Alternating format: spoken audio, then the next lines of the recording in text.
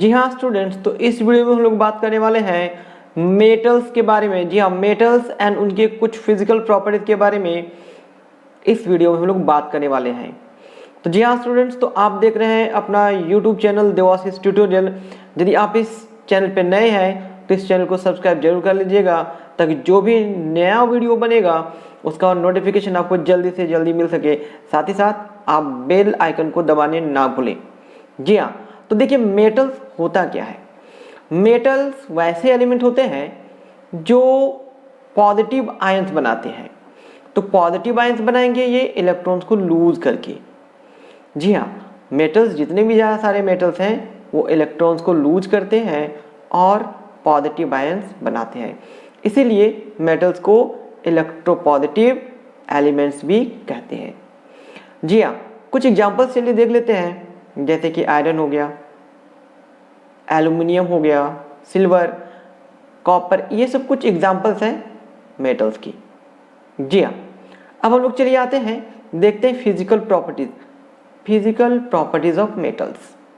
Metals में क्या क्या फिजिकल प्रॉपर्टीज हैं, जैसे कि हार्डनेस। जी हाँ, हार्डनेस का मतलब ये हो गया कि वो कितना कठोर होता है। तो जितने भी सारे मेटल्स हैं वो कठोर ही होते हैं।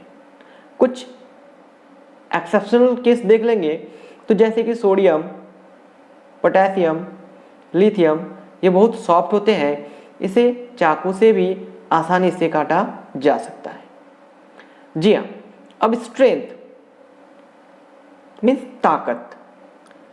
मेटल्स जो होते हैं वो स्ट्रांग होते हैं और ये हाई टेंसाइल स्ट्रेंथ। कहने का मतलब है, टेंसाइल स्ट्रेंथ का मतलब हो गया कि बियरिंग कैपेसिटी, ये कितना ज़्यादा किसी वजन को सह सकते हैं, कितना ज़्यादा वजन को सह सकते हैं। तो मेटल्स में वजन सहने का जो कैपेसिटी होता है, जो क्षमता होता है, वो बहुत ज़्यादा होता है। तो कुछ अच्छा, तो इसी कारण क्या होता है कि इसको फैक्ट्रीज में, जैसे कि फैक्ट्रीज बनाने, कारखाने बनाने हैं और ब्रिज बनाने हैं, तो मेटल्स का यूज किया जाता है। अब इसमें भी कुछ एग्जांपल हैं जो एक्सेप्शनल केस में आते हैं, जैसे कि सोडियम, पोटेशियम। जी हाँ, ये सॉफ्ट होते हैं, इसलिए इसका यूज ये सब कंस्ट्रक्शन में नहीं किया जाता है। स्टेट, अवस्था, मेटल जो है वो किस फॉर्म में पाया जाता है।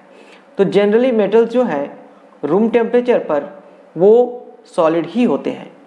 एक एक्सेप्शनल केस है मरकरी। जी हाँ, मरकरी ये लिक्विड स्टेट में होता है एट रूम टेम्परेचर। चलिए आगे बढ़ते हैं और देखते हैं साउंड। जी हाँ, साउंड, इसका मतलब ये है, ये जो है वो रिंगिंग साउंड प्रोड्यूस करते हैं, रिंगिंग, और इसलिए सोनोरस भी होता है। मीन्स जब मेटल को किसी दूसरे मेटल से या किसी और ऑब्जेक्ट से जब स्ट्राइक करेंगे तो इसमें साउंड ज़्यादा प्रोड्यूस होगा। जी हाँ, और इसी को कहते हैं हम लोग मेटेलिक साउंड। और चलिए हम लोग इसी रीजन के कारण क्या होता है कि म्यूजिकल इंस्ट्रूमेंट में आप देखे होंगे इसका यूटिलाइज मीन्स वायर का यूज होता है, वायर का यूज होता है। जैसे आप गिटार देखे होंगे, गिटार में तार लगा होता है, तो इसीलिए कि ये साउंड जो है वो प्रोड्यूस कर सकते हैं। कंडक्शन, कंडक्शन का मतलब ये हुआ कि मेटल्स कंडक्ट किस चीज को करने वाले हैं, क्या चीज को ले जा सकते हैं। दैट मीन्स ये जो होता है हीट एंड इलेक्ट्रिसिटी दोनों को ले जा सकते हैं। ये गुड कंडक्टर ऑफ हीट भी होता है and good conductor of electricity भी होता है। मीन्स मेटल से होकर करंट भी आसानी से पास हो जाएगा एंड मेटल से होकर हीट भी।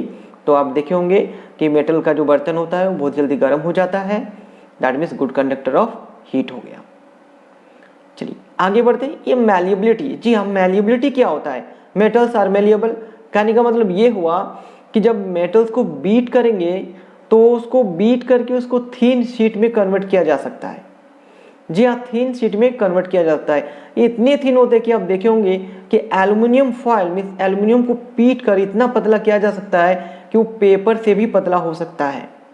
और इसीलिए इसका यूज जो है वो फूड डेकोरेशन में भी किया जाता है। जी हाँ, मैलिएबिलिटी का मतलब हो गया कि मेटल्स को बीट करके बहुत ही पतला बनाया जा सकता है और वो टूटेगा भी नहीं। अब आते हैं हम लोग डक्टिलिटी। डक्टिलिटी क्या होता है? मेटल्स आर डक्टाइल, कहने का मतलब ये हुआ कि मेटल्स से बहुत ही पतला वायर निकाला जा सकता है बिना तोड़े हुए। जी हाँ, मेटल से बहुत ही पतला वायर निकाला जा सकता है, इसी प्रॉपर्टी को कहते हैं ductility. Melting and boiling point. जी हाँ, मेटल्स जो है इनके मेल्टिंग एंड बॉइलिंग पॉइंट जो है वो बहुत ही हाई होते हैं। इनके मेल्टिंग्स एंड बॉइलिंग पॉइंट बहुत ही हार्ड होते हैं। हार्ड मीन्स बहुत ही हाई होते हैं। इनको मेल्ट कराने के लिए, बॉयल कराने के लिए बहुत ज़्यादा एनर्जी का रिक्वायरमेंट होता है, क्योंकि ये बहुत ही ज़्यादा इंटरमोलिकुलर फोर्स ऑफ अट्रैक्शन से बंधे होते हैं। अच्छा, कुछ एक्सेप्शनल केस देख लेंगे तो सोडियम एंड पोटेशियम ऐसे मेटल्स हैं जिनके मेल्टिंग एंड बॉइलिंग पॉइंट बहुत ही कम होते हैं। डेंसिटी। जी हाँ, डेंसिटी का मतलब ये हुआ कि इनके पार्टिकल्स जो है वो कितने पास पास रहते हैं। तो जितने भी मेटल्स हैं उनके डेंसिटी जो है वो बहुत ही हाई, जी हाँ, हाई होते हैं। कलर की बात करेंगे तो जितने सारे मेटल्स हैं वो अधिकतर ग्रे कलर में ही पाए जाते हैं। कुछ जैसे गोल्ड एंड कॉपर जो है ये एक्सेप्शनल केस में है, ये कुछ येलोइश कलर में पाए जाते हैं। तो ये था फिजिकल प्रॉपर्टीज ऑफ मेटल्स।